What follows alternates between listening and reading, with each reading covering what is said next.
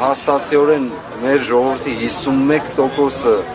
մերժել է այս մարդկանց, մերժել է իրենց տարբեր ծրագրեր, սա փաստ է։ Գլուխ ենք ոնք ժամանակին, որ 65% եւ այլն հավաքենք, ձախողեցին։ Ըստ այդմ նաեւ դրա հետ պայմանավորված հանրաքվեի հարցեր, սահմանադրության հարցեր, հազարու մի հարցեր, աշխարհի տարբեր կենտրոններին աչքի առջև երևալու, որ